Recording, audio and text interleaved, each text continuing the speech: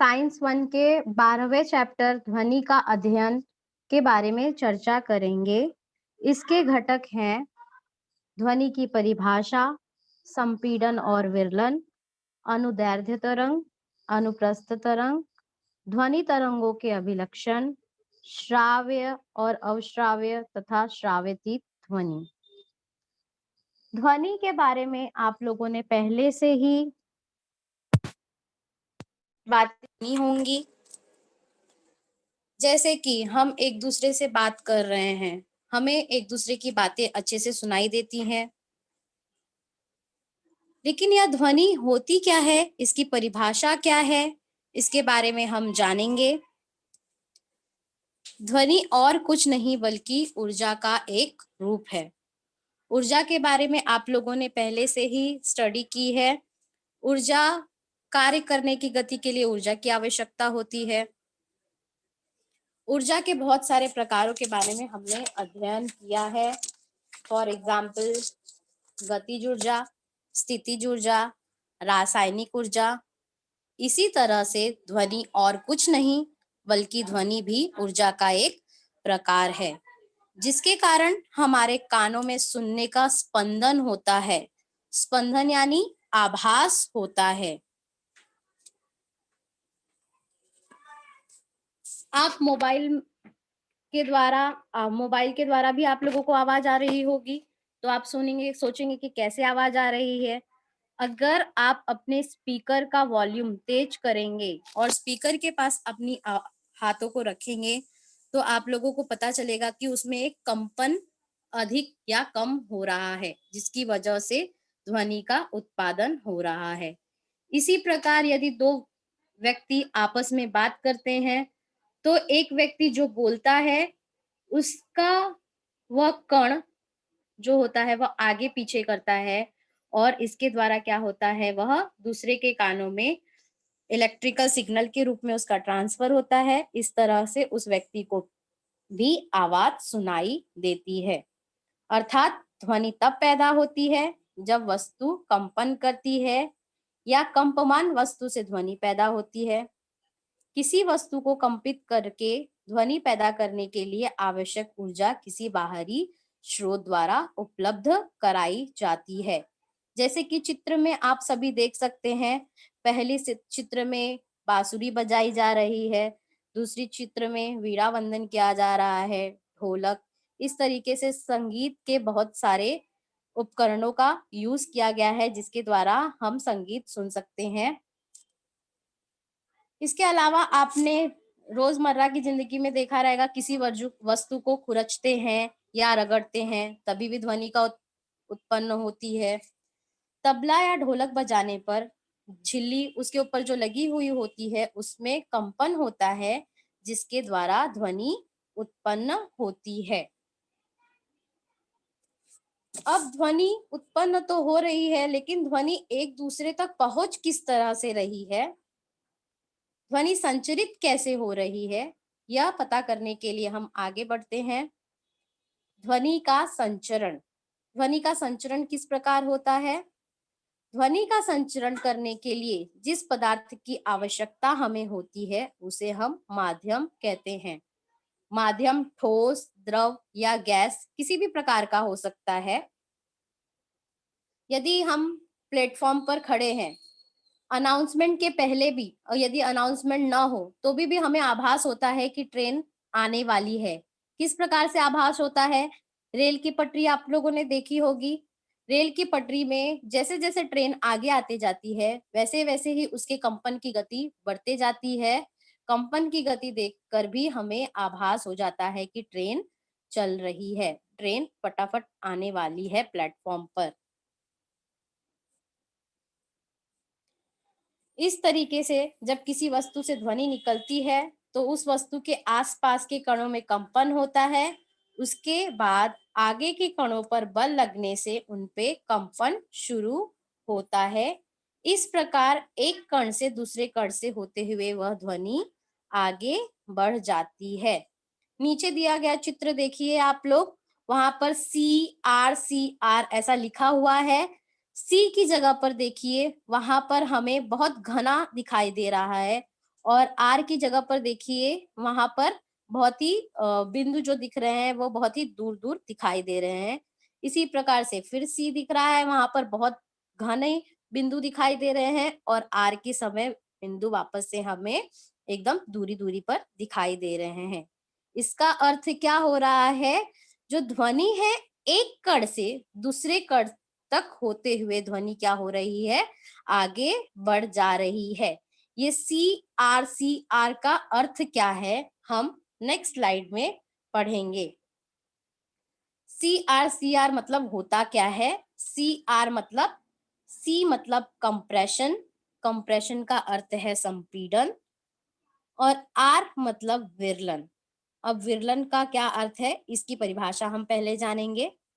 जब किसी वस्तु से ध्वनि उत्पन्न होती है तो कंपन से लगे बल के कारण उसके निकट की वायु के कण एक दूसरे के नजदीक आ जाते हैं। कणों की ऐसी स्थिति को संपीड़न कहते हैं। इसका अर्थ क्या है, कंप्रेशन वाले जगह पर आप देखोगे तो कण जो है वह एक दूसरे के बहुत ही नजदीक हैं, और रेयर फ्रैक्शन मतलब विरलन, इस जगह पर जो कण है वह बहुत ही दूर दूर है। इसका अर्थ क्या है, यह जब हम बोलना शुरू करते हैं तो दबाव पड़ता है हवा में। वह दबाव जब एक पॉइंट पर होता है तो वह बहुत ही ज्यादा घना होता है, बल ज्यादा लगा हुआ होता है, दबाव ज्यादा होता है, इसकी वजह से उसका घनत्व अधिक होता है। संपीड़न की जगह पर घनत्व अधिक होता है, रेयर फ्रैक्शन की जगह पर घनत्व कम होता है। अब घनत्व मतलब क्या, जहां पर कण अधिक है वहां पर घनत्व अधिक है। रेयर फ्रैक्शन मतलब क्या, जहां पर कण कम है, कणों की संख्या कम है, वहां पर घनत्व कम है। तो इसे हम संपीड़न और विरलन की स्थिति कहते हैं। कभी भी ऊर्जा जो ट्रांसफर होती है वह माध्यम के रूप में ही होती है। माध्यम के बिना कभी भी ध्वनि ऊर्जा ट्रांसफर नहीं हो सकती। ट्रांसफर मतलब एक जगह से दूसरी जगह तक नहीं जा सकती है। इसलिए कभी भी ऊर्जा को ट्रांसफर करने के लिए हमें, ध्वनि ऊर्जा को ट्रांसफर करने के लिए हमें किसकी आवश्यकता होती है, मीडियम की आवश्यकता होती है। मीडियम ठोस, द्रव या गैसीय किसी भी प्रकार का हो सकता है। लेकिन हमें एक बात जाननी होगी कि ठोस पदार्थ में हवा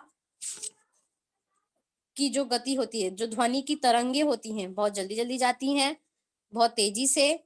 पेज नंबर 129 पर साइंस के टेक्स्ट बुक में आप देखोगे तो वहां पर दिया गया है कि भौतिक अवस्था जो होती है वह भी ध्वनि के एक जगह से दूसरी जगह तक लेके जाने के लिए बहुत ही मायने रखती है। समान भौतिक अवस्था वाले माध्यमों में ध्वनि की वेग सभी आवृत्तियों के लिए लगभग समान होती है। ठोस माध्यम में ध्वनि का ट्रांसफर बहुत तेजी से होता है, द्रव में तेजी से होता है, और गैसीय माध्यम में ध्वनि का वेग बहुत ही कम होता है।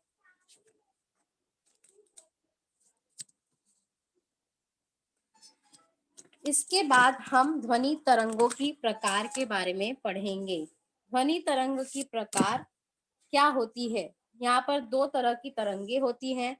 तरंग इसलिए पढ़ रहे हैं हम क्योंकि जो हमारे ध्वनि ध्वनि भी है वह एक तरंग ही है, वह भी एक तरंग का प्रकार है। इसलिए हमें पहले दो तरंगों के बारे में जानना होगा। दो तरंगे कौन कौन सी है, एक है अनुप्रस्थ तरंग और दूसरी है अनुदैर्ध्य तरंग। अनुप्रस्थ तरंग और कुछ नहीं बल्कि तरंग के संचरण की दिशा माध्यम के कणों के कंपन की दिशा के लंबवत होती है, तो तरंग को अनुप्रस्थ तरंग कहा जाता है। आप लोगों ने कभी तालाब में पत्थर मारा होगा। पत्थर मारने पर जिस जगह पर पत्थर मारा जाता है उसके आजू बाजू में आप देखोगे तो एक लहर जैसे निर्माण होती है। अगर आप लोग यहाँ नीचे की तरफ देखेंगे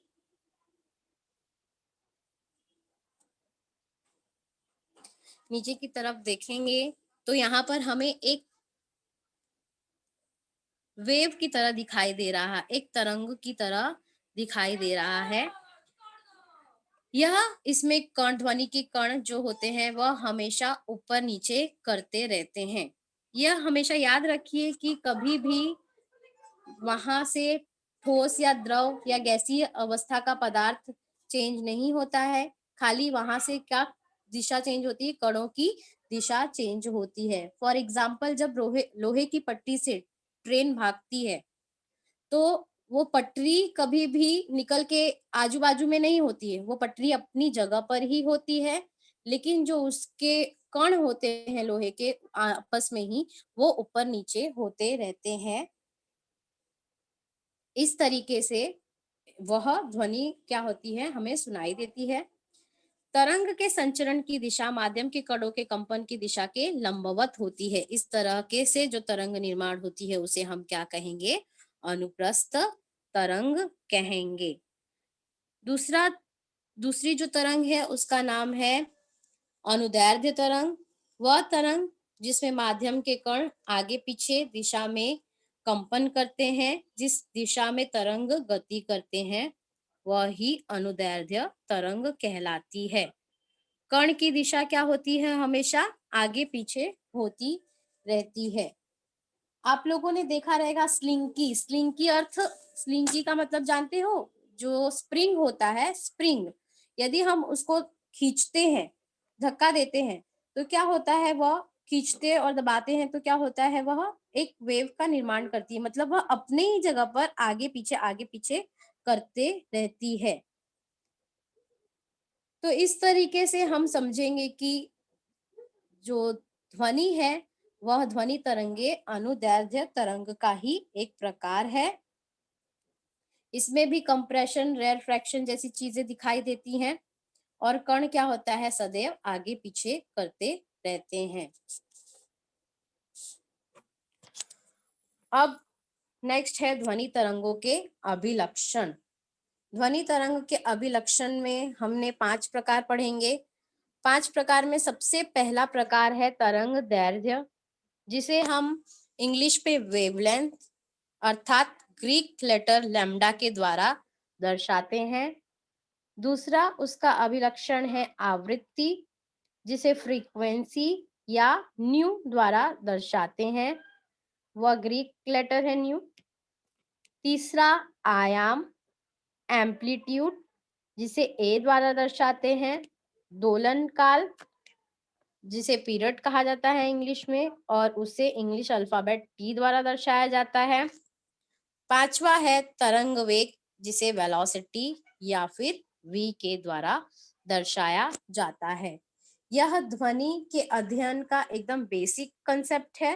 यह कंसेप्ट हमें लाइफ टाइम यूज में आएगा, जब भी हम आगे अध्ययन करेंगे आगे की कक्षाओं में, तो वो हमें कभी कभी शॉर्ट फॉर्म भी दिया जाएगा, तो हमें उसे समझना होगा कि ये क्या है। उस तरीके से समझने के बाद ही हम उसके बारे में पता कर सकते हैं, तथा इसके ऊपर आधारित बहुत सारे सवाल भी पूछे जाएंगे आप लोगों को। इसलिए ये अल्फाबेट्स जरा ध्यान में रखिए। लैम्डा मतलब तरंग दैर्घ्य, आवृत्ति मतलब म्यू, आयाम मतलब ए, दोलन काल टी, तरंग वेग मतलब वेलोसिटी वी। अब इसमें हम एक एक टॉपिक के बारे में पढ़ाई करेंगे। तरंग दैर्घ्य की क्या परिभाषा है, आवृत्ति की क्या परिभाषा है, आयाम की क्या परिभाषा है, दोलन काल और तरंग वेग की क्या परिभाषा है।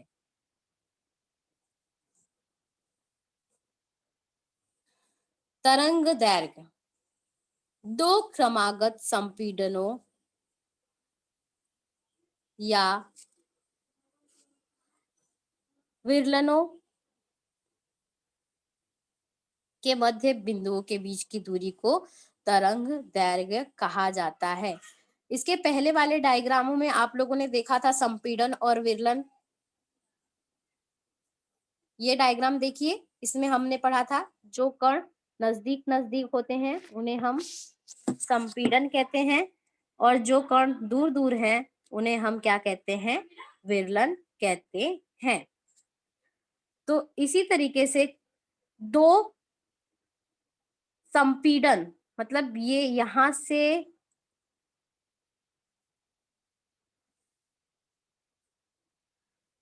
यह दूरी लो या फिर यह दूरी लो, इन दोनों में से किसी भी दूरी को आप ले सकते हो। तो इसको हम क्या कहेंगे, ग्रीक अल्फाबेट किसके द्वारा दर्शाएंगे, लैम्डा द्वारा दर्शाते हैं।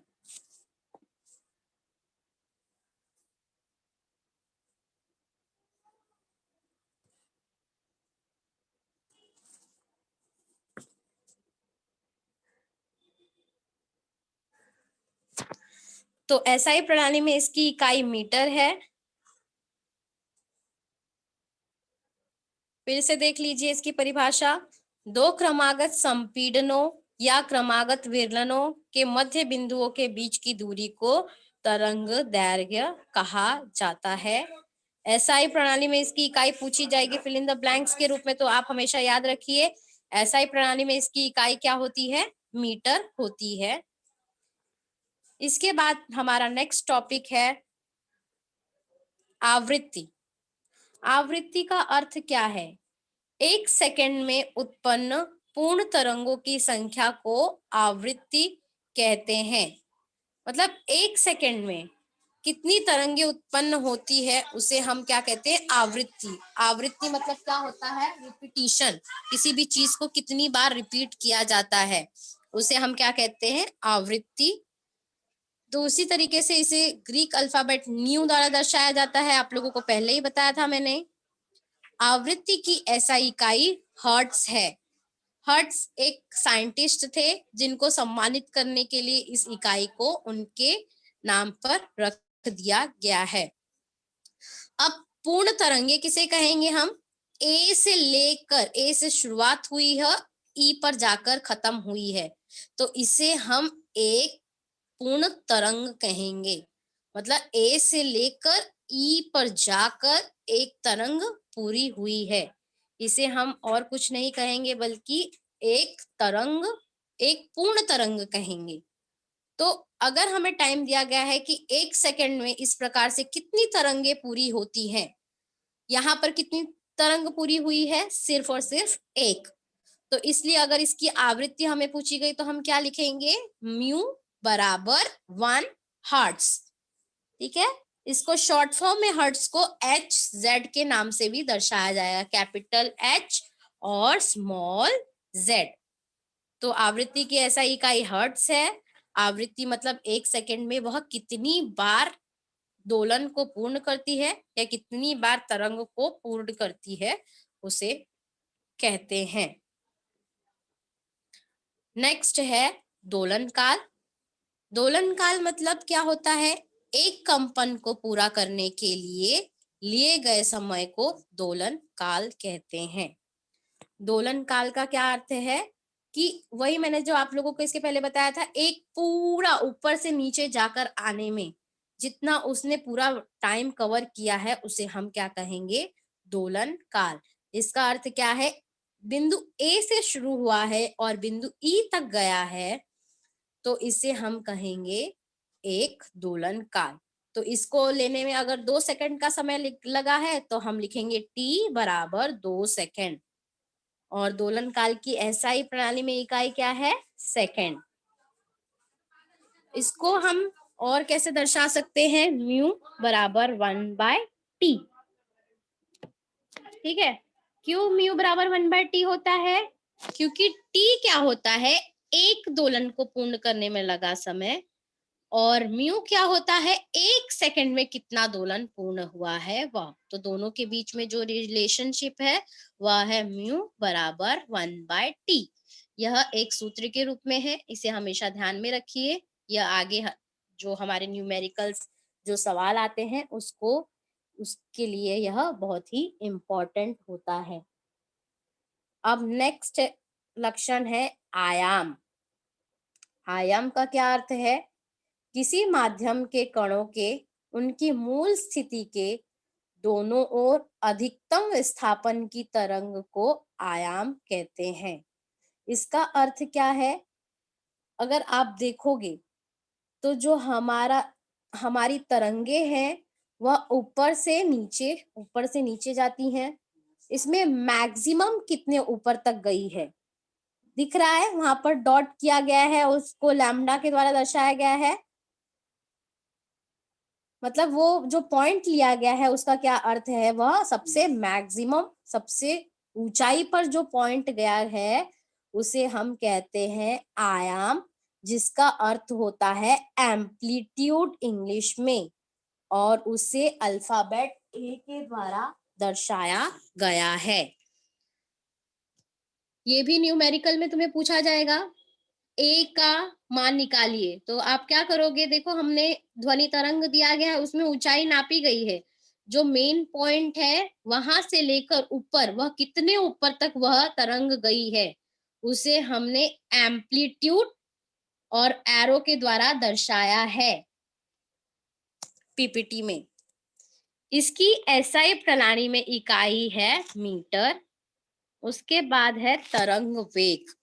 अब तरंग वेग क्या होता है, तरंग के किसी बिंदु द्वारा इकाई समय में तय की गई दूरी को वेग कहते हैं।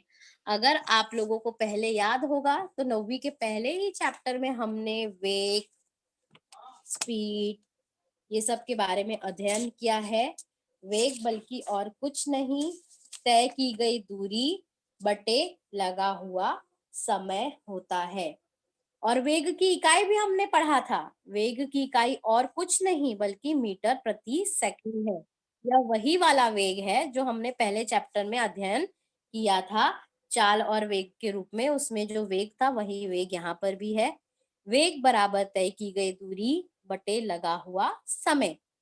बस यहाँ पर तय की गई दूरी को हम स्मॉल v द्वारा नहीं दर्शाएंगे, बल्कि यहाँ पर दूरी किसके द्वारा नापी जाती है, लैम्डा के द्वारा नापी जाती है। लैम्डा का अर्थ आप लोगों को याद होगा, लैम्डा मतलब तरंग दैर्घ्य। तो यहाँ पे तय की गई दूरी बल्कि और कुछ नहीं, तरंग दैर्घ्य है, जिसकी इकाई मैंने पहले ही बताया था, मीटर है। और 1/t की इकाई, t की इकाई हमें पता है, समय की इकाई सेकंड होती है। तो इस तरीके से इसकी इकाई क्या हो गई, मीटर बटे सेकंड, जिसको हम मीटर प्रति सेकंड भी कह सकते हैं।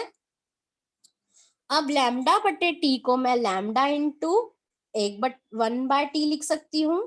1/टी और कुछ नहीं, म्यू है। आप लोगों ने इसके पहले देखा था, म्यू बराबर 1/, तो वही मैंने यहाँ पर सब्स्टिट्यूट किया है, 1/टी की जगह पर म्यू अक्षर डाल दिया है। इस तरीके से v बराबर तरंग दैर्घ्य गुणे आवृत्ति हो जाएगा।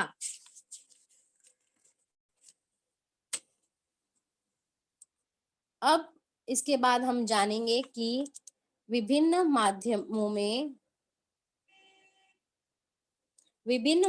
में ध्वनि की चाल पर क्या असर होता है।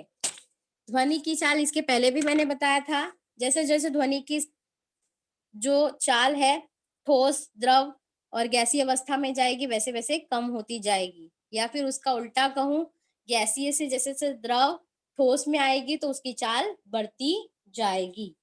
अर्थात जो ध्वनि की चाल अगर मैं 25 डिग्री सेंटीग्रेड पर कैलकुलेट करूं तो 6420 है।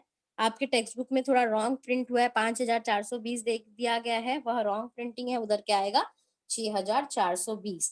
तो एल्यूमिनियम में इसका वेग होता है 6420, निकेल में 6040, स्टील में 5960, लोहा में 5950, पीतल में 4700, कांच में 3980। इसी तरह तरीके से द्रवीय अवस्था में जाएंगे तो उसका वेग कम होते जाएगा, गैसीय में जाएंगे तो और कम होते जाएगा। सबसे कम सल्फर डाइऑक्साइड में देखेंगे तो 213 वेग हो जाएगा। तो इस तरीके से अगर आप लोगों को पूछा जाएगा कि ध्वनि का वेग डैश में सबसे अधिक होता है, तो क्या लिखेंगे हम, किसमें सबसे अधिक होता है, ठोसीय अवस्था में सबसे अधिक होता है। और पूछा जाएगा कि ध्वनि का वेग सबसे कम किस में होता है, तो क्या लिखोगे, गैसीय अवस्था में ध्वनि का वेग सबसे कम होता है। विभिन्न माध्यमों में ध्वनि की चाल अलग अलग होती है। ध्वनि की चाल पदार्थ के गुणों पर निर्भर करती है। यह गैसों में सबसे कम, द्रवों में ज्यादा, ठोसों में सबसे तेज होती है। ध्वनि की चाल तब बढ़ती है जब किसी भी चीज का हम तापमान बढ़ा देंगे, किसी भी माध्यम का तापमान बढ़ा देंगे। अगर हवा में नमी होगी मतलब जो हवा होगी हमारी नम होगी, तो उसमें ध्वनि की चाल बढ़ जाएगी। प्रकाश की चाल ध्वनि की चाल से अधिक होती है। यह बात हमेशा ध्यान रखना, प्रकाश की चाल क्या होती है, ध्वनि की चाल की अपेक्षा अधिक होती है।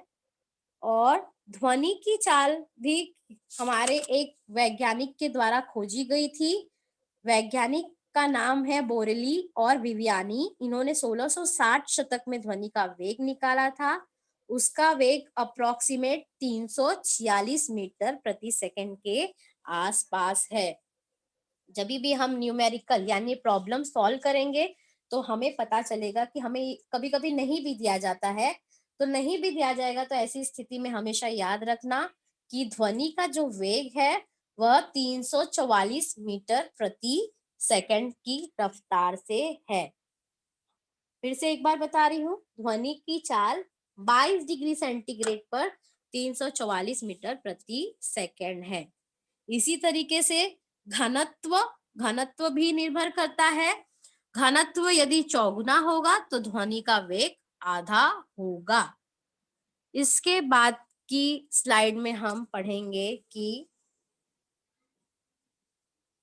श्राव्य, अश्राव्य और श्राव्यतीत ध्वनि। श्राव्य ध्वनि क्या होती है, अश्राव्य ध्वनि क्या होती है और श्राव्यतीत ध्वनि क्या होती है। मनुष्य जिस परिसर में रहता है, जिन चीजों को सुनता है, उसका स्तर हमेशा क्या होता है, 20 हर्ट्ज से 20,000 हर्ट्ज तक होता है। मतलब हमारे कानों को कौन सी आवाज सुनाई देती है, कौन सी आवृत्ति वाली आवाज सुनाई देती है, 20 हर्ट्ज से 20,000 हर्ट्ज के बीच की ही आवाज हमें सुनाई देती है, न तो उससे कम की न तो उससे ज्यादा की। तो हमें फिल इन द ब्लैंक्स में अगर पूछा गया कि श्राव्य ध्वनि का क्या रेंज है, तो हमें पता होना चाहिए कि श्राव्य ध्वनि का रेंज है 20 हर्ट्ज से लेकर 20,000 हर्ट्ज तक। उसी तरीके से अवश्राव्य ध्वनि, अवश्राव्य ध्वनि क्या होती है, जिस भी आवाज की आवृत्ति 20 हर्ट्ज से कम होती है उसे अवश्राव्य ध्वनि कहते हैं। अविश्राव्य ध्वनि को इंग्लिश में इंफ्रासाउंड भी कहा जाता है। इसमें ध्वनि की आवृत्ति 20 हर्ट्ज से कम की होगी। इसके बाद का है श्राव्यतीत ध्वनि। श्राव्यतीत ध्वनि मतलब अल्ट्रासाउंड। अल्ट्रासाउंड वर्ड सुनते ही आप लोगों के दिमाग में कुछ आ रहा होगा। अल्ट्रासाउंड कहाँ पर यूज होता है, कोई कोई अल्ट्रासाउंड कराने जा रहे हैं ऐसा भी कहते हैं। अल्ट्रासाउंड मतलब और कुछ नहीं, हमारी साइंस के टेक्नोलॉजी में, चिकित्सक विज्ञान में उसका अर्थ होता है सोनोग्राफी। तो श्राव्यती ध्वनि का अर्थ क्या है, सोनोग्राफी। इसमें हमें जो ध्वनि की आवृत्ति होती है वह आवृत्ति 20 हर्ट्ज से ज्यादा की होती है। सॉरी 20 हर्ट्ज नहीं होगा, वहां 20,000 हर्ट्ज होगा, स्लाइड में गलती हो गई है। वहां पर क्या होगा, 20,000 हर्ट्ज से अधिक आवृत्ति को हम श्राव्यतीत ध्वनि कहते हैं। तो आप जरा लिखते समय ध्यान दीजिए, श्राव्यतीत ध्वनि मोर देन 20 हर्ट्ज की जगह पर क्या होगा, 20,000 हर्ट्ज होगा। तो श्राव्य ध्वनि 20 हर्ट्ज से 20,000 हर्ट्ज, अवश्राव्य ध्वनि 20 हर्ट्ज से कम, श्राव्यतीत ध्वनि 20,000 हर्ट्ज से अधिक की ध्वनि को हम श्राव्यतीत ध्वनि कहते हैं। तो मनुष्य के कान को सुनने की सीमा कहाँ से कहाँ तक है, 20 हर्ट्ज से 20,000 हर्ट्ज तक होती है। यहाँ तक की ही आवाज हम सुन सकते हैं, ना तो उससे कम की ना तो उससे ज्यादा की आवाज हम सुन पाएंगे। लेकिन 5 वर्ष से कम आयु वाले जो बच्चे होते हैं तथा जो कुत्ते होते हैं वह 20-25 किलो हर्ट्ज तक की भी ध्वनि सुन लेते हैं। बच्चों के सुनने की क्षमता ज्यादा होती है। जैसे जैसे हम ओल्ड होते जाते हैं, ओल्ड एकदम सीनियर सिटीजन बन जाएंगे, वैसे वैसे ही हमें सुनने की क्षमता कम होती जाती है और हमें ध्वनि कम सुनाई देती है। 20 हर्ट्ज से कम आवृत्ति वाले ध्वनियों को अवश्राव्य ध्वनि। भूकंप जब आता है तो तरंगों से, भूकंप के जो प्रघाती तरंग होते हैं, प्रघाती मतलब जो विनाश करने वाली तरंग होती हैं, उससे पहले वह अवश्राव्य ध्वनि पैदा करते हैं, जिन्हें सुनकर ही जीव जंतु जो रहते हैं वह परेशान हो जाते हैं। अगर देखोगे किसी परिसर में भूकंप आने वाला होता है तो वहां पर अजीब सी हलचल करते हुए दिखाई देते हैं जो वहां के जीव जंतु होते हैं, तो वो क्या कहते हैं, वह अवश्रव्य ध्वनि को सुन पाते हैं, तो इसलिए वो पहले से ही उस जगह पर हलचल करने लग जाते हैं। 20,000 किलो हर्ट्ज से 20,000 हर्ट्ज से अधिक आवृत्ति की ध्वनियों का पराश्रव्य ध्वनि या पराध्वनि कहते हैं। कुत्ते, डॉल्फिन, चमगादड़, चूहे, ये सब क्या होते हैं, ये सब पराश्रव्य ध्वनि को सुन पाते हैं। कुत्ते तथा चूहे जो होते हैं वो बात करने के लिए पराध्वनि उत्पन्न भी करते हैं। एक हमारे बुक में एग्जाम्पल दिया गया है कि चमगादड़ के ऊपर एक वैज्ञानिक ने खोज की थी कि चमगादड़ को एक बंद कमरे में रख दिया गया था, लाइट बिल्कुल भी नहीं थी उसमें। उस पर एक्सपेरिमेंट करने के लिए उसके आंख, कान, नाक इत्यादि बंद कर दिए गए थे, एकदम ढक कर रख दिए गए थे और उसे अंधेरे कमरे में छोड़ दिया गया था। वो जस्ट पता करना चाहते थे कि यह अंधेरे कमरे में उड़ पाता है कि नहीं, लेकिन रिजल्ट यह निकला कि वह जो चमगादड़ था वह अंधेरे कमरे में भी उड़ रहा था। तो उन उस तरीके से वो बिल्कुल, मतलब वह किसी वस्तु से टकरा भी नहीं रहा था, इतनी अच्छी तरीके से उड़ रहा था। तो इससे उनको अंदाजा हुआ कि अवश्राव्यती ध्वनि, ये जो उड़ने के लिए चमगादड़ जो होते हैं वह अवश्राव्य ध्वनि यानी पराश्रव्य ध्वनि मुंह से निकालते हैं, और वह वस्तु से टकरा कर जब रिटर्न उनके कानों तक जाती है तो उन्हें समझ में आता है कि इस जगह पर कोई अवरोधक है और वह वहां से हट के दूसरी जगह से उड़ने लगता था। तो चमगादड़ किस तरीके की ध्वनि निकालता है, अगर आप लोगों को फिल इन द ब्लैंक्स पूछा जाएगा तो श्राव्यती ध्वनि। श्राव्यती ध्वनि को और एक चीज क्या कहा जाता है, पराश्रव्य ध्वनि। अब पराश्रव्य ध्वनि का क्या उपयोग है? पराश्रव्य ध्वनि बहुत सारी चीजों में उपयोग में लाई जाती है, जैसे एक जहाज से दूसरे जहाज तक संपर्क स्थापित करने के लिए पराश्रव्य ध्वनि का उपयोग किया जाता है। अब एक जहाज से दूसरे जहाज तक कैसे संपर्क स्थापित करने के लिए पराश्रव्य ध्वनि का उपयोग किया जाएगा? इसमें क्या होगा, एक जहाज से उन लोग क्या से भेजेंगे, एक सिग्नल भेजेंगे जो कि दूसरी जहाज में जाकर रिसीव हो जाएगा और उनको वह ध्वनि सुनाई देगी। इस तरह से संपर्क स्थापित करने के लिए श्राव्यती ध्वनि का उपयोग करते हैं। प्लास्टिक के पृष्ठभाग एकत्र जोड़ने के लिए भी पराश्रव्य ध्वनि का उपयोग करते हैं। बहुत सारे जीवाणुओं को मारने के लिए भी पराश्रव्य ध्वनि का उपयोग होता है। सोनोग्राफ की तकनीक के लिए भी इसका उपयोग होता है। सोनोग्राफी के बारे में हम आगे के चैप्टरों में आगे जब जाएंगे तो पढ़ेंगे कि सोनोग्राफी किस तरीके से ली जाती है और हमें किस प्रकार सोनोग्राफी से हमारे अंदर के फेफड़े, मतलब हृदय, ये सब अंग कैसे हमें दिखाई देते हैं, कैसे पता चलता है हमारे अंग में अगर कुछ प्रॉब्लम है या नहीं है। तो ये सब हम आगे के चैप्टर में देखेंगे, आगे के यानी इस पृष्ठ के आगे वाले भाग में देखेंगे। मानवीय शरीर के आंतरिक अवयव के प्रतिबिंब पराश्रव्य ध्वनि द्वारा तैयार किए जाते हैं। मतलब उसमें क्या होगा, सोनोग्राफी की तकनीक में एक संसूचक होगा और एक रिसीवर होगा। तो एक जगह से क्या होगा, जो सोनोग्राफी पराश्रव्य ध्वनि छोड़ी जाएगी और दूसरी जगह से रिसीव की जाएगी, और रिसीव करने पर ही वह डायग्राम जो है मॉनिटर पर बना देता है। उस तरीके से क्या होता है, हमारी सोनोग्राफी हो जाती है। और सबसे बड़ी चीज जो है, रेलवे पटरी, जो रेलवे की पटरियां होती हैं, उसमें कहीं पर छिद्र है या नहीं। हमें देखने में लगेगा कि रेल की पटरी एकदम सही चल रही है, लेकिन क्या होगा, कहीं कहीं पर उसमें छिद्र होंगे। वो छिद्र का पता करने के लिए भी इसका उपयोग किया जाता है। इसका उपयोग कैसे करेंगे? वह संसूचक के द्वारा, एक सेंडर होगा, एक रिसीवर होगा। सेंडर मतलब क्या होता है?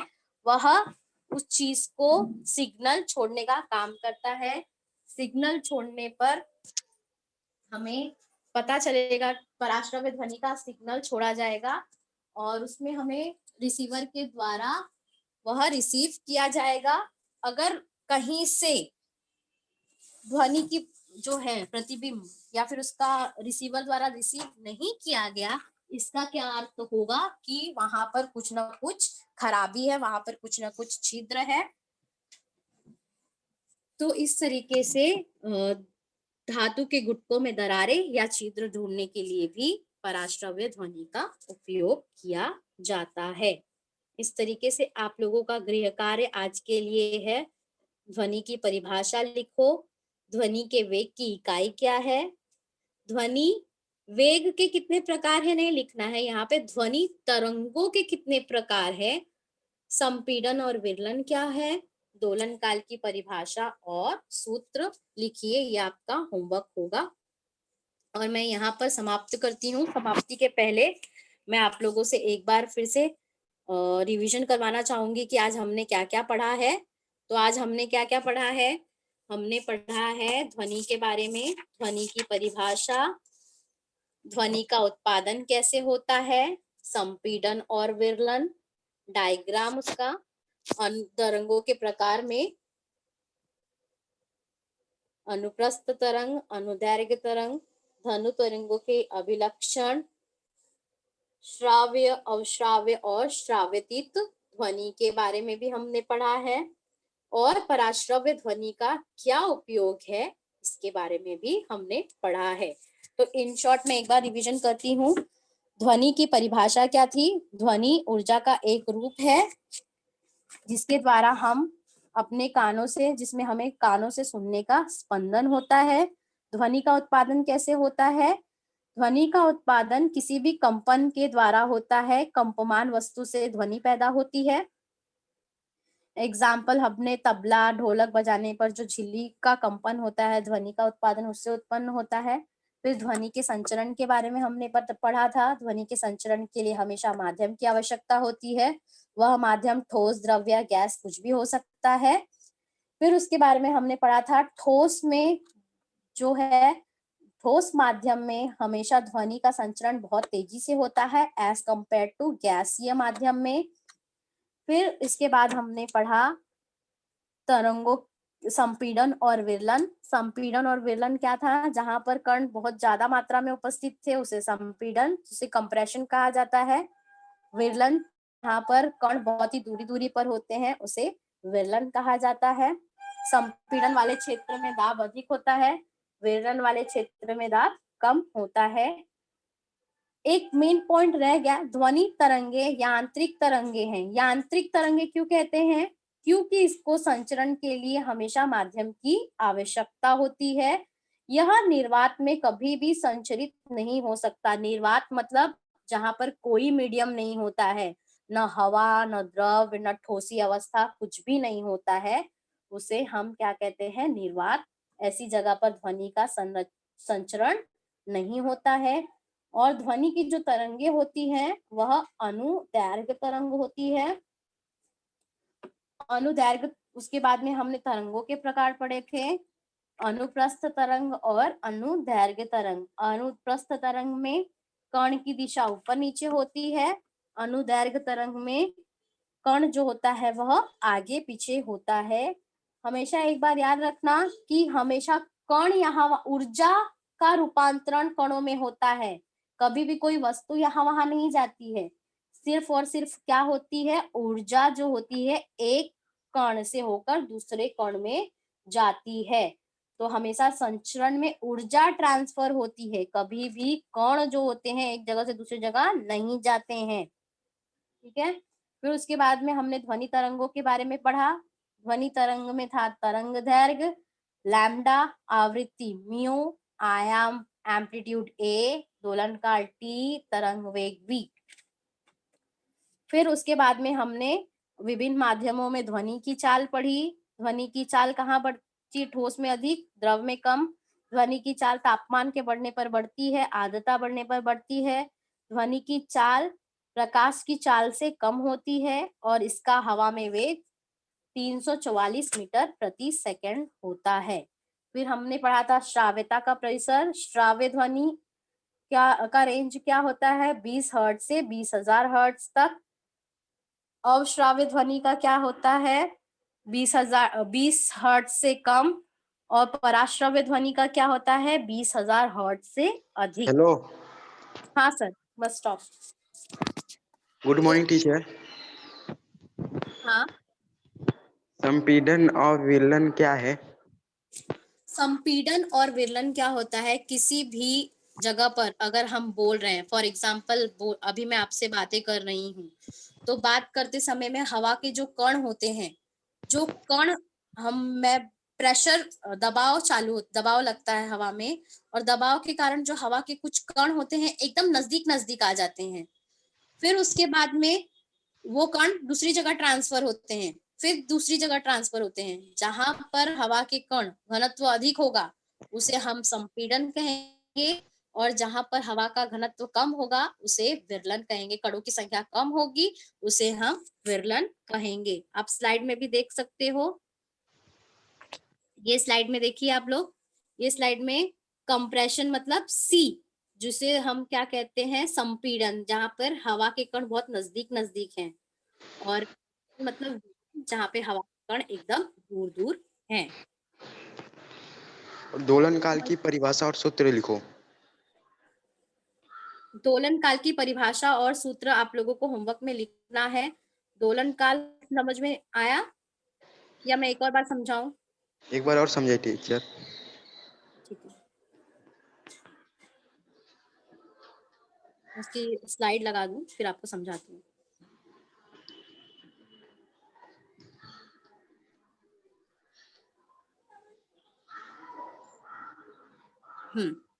दोलन काल देखिए, एक कंपन को पूरा करने में लगने वाला समय, मतलब जो बिंदु ए से शुरू हुआ है और ई पर जाकर खत्म हुआ है, मतलब एक ऊपर की तरफ और एक नीचे की तरफ जो उसने पूर्ण किया है तरंग को, उसे हम क्या कहते हैं? दोलन काल। तो एक कंपन को पूरा करने में कितना समय लगा? समझ लो किसी कण को ए से लेकर ई तक ऊर्जा ट्रांसफर करने के लिए 2 सेकंड लगे हैं, तो उसका दोलन काल क्या हो जाएगा? टी बराबर 2 सेकंड। तो दोलन काल क्या होगा? एक कंपन को पूरा करने के लिए लगा समय उसे दोलन काल कहेंगे, और उसकी एसआई प्रणाली में इकाई क्या हो जाएगी तुम्हारी? सेकंड। Next question. मनुष्य और चमगादड़ को कौन सी ध्वनि सुनाई देती है?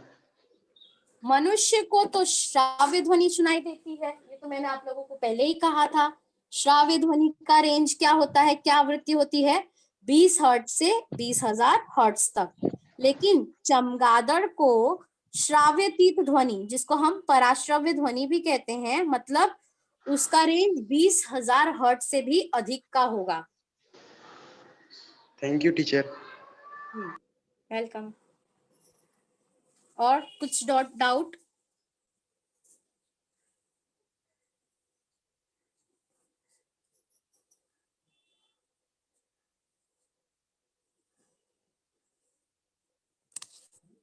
और डाउट है?